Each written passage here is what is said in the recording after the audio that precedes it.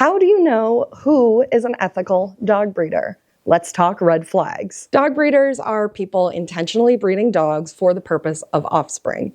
Ethical breeders are ones who are committing to the well-being of the dog with the goal of producing healthy, temperamentally sound dogs that adhere to the standard and better the breed. Sometimes it can be hard to tell which breeders are ethical and which aren't. Backyard breeders are really good at hiding. Red flags are something to look into deeper when you are researching a breeder. Now, for me, a red flag is not always a deal breaker, but it is something to look further into and just get a little more context out of. Some people will tell you that any red flag is a deal breaker. It's going to be a matter of personal preference and what you believe is ethical. Look at you, big head. Look at you, big head. Yeah, you pretty girl. You pretty girl. A huge red flag to me is when a breeder doesn't have a contract. A contract protects the breeder, it protects you, and most importantly, it protects the dogs. It helps keep this dog from entering the shelter system or the rescue system and putting any strain on the homeless dog system. Ethical breeders do not want to contribute to the homeless dog population in the United States. It's already a problem. They don't want to contribute to it and make it worse. I believe not having a contract shows a lack of commitment to the long-term well-being of the dog. This is a deal breaker for me. I want a contract, and I want that contract to have a return provision in it. I have no intention of returning any of my current or future dogs to their breeders, but I need to make sure the option is there in case of extenuating circumstances. The magic words for a return provision are right of first refusal, but I am less concerned about the wording and more concerned that it's just there. I want the breeder to have the expectation that the dog will be concerned, and I know on my end of any potential deal, I would hold that up, and I know I can be ethical. So I am less concerned with the specific wording and just concerned that that provision is there to show the breeder's long-term commitment to the welfare of their dogs. For me, it's more the presence of the clause than what the clause specifically says in legalese. Another red flag for the breeder is if they are health testing below the requirements for the breed. Every breed is going to have different recommended health tests that are usually set by the parent club of the breed. They're based on issues that can pop up in the breed to make sure that breeders are breeding the healthiest dogs they possibly can. Breeders should at least be breeding to the minimum standards set by the breed parent club. Better yet, above and beyond. So if they aren't breeding to the minimum standard, you're better off finding another breeder.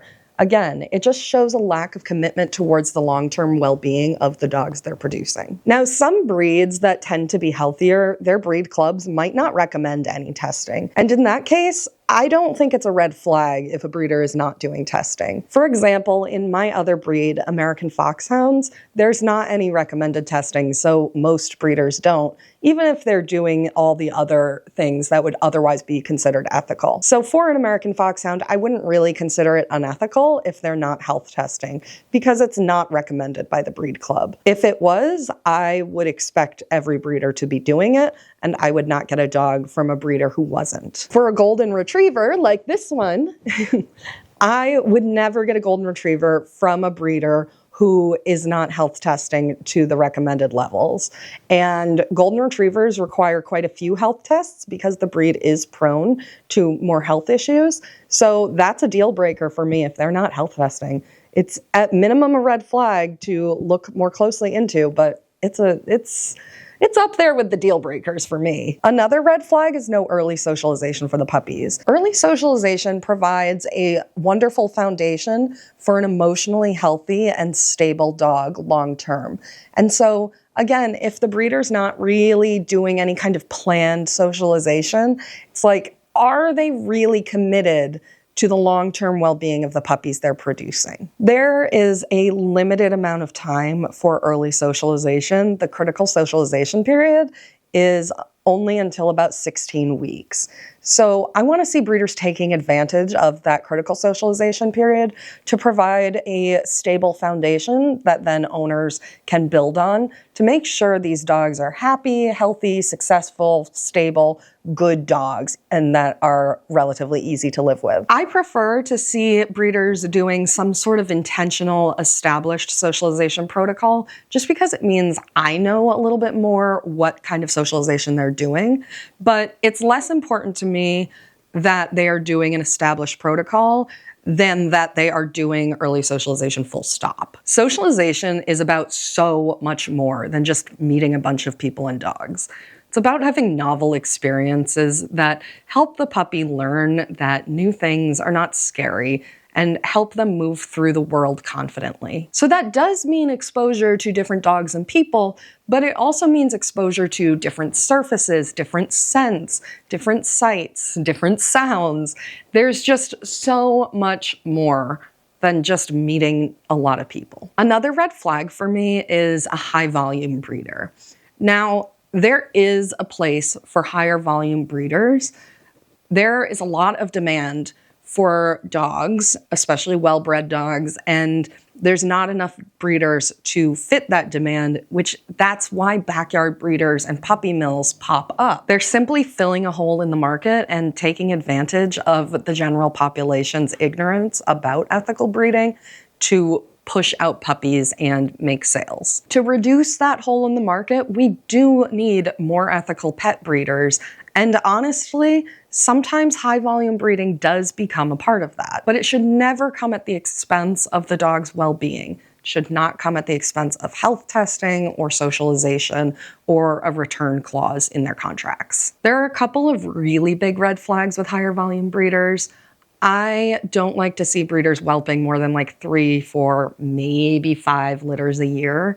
And I don't want to see a network of puppy families whelping the litters for the breeders. There are some breeders that rely on a network of families to push out like 20 litters a year. As far as I'm concerned, those are basically puppy mills. At least the dogs are in homes instead of in cages.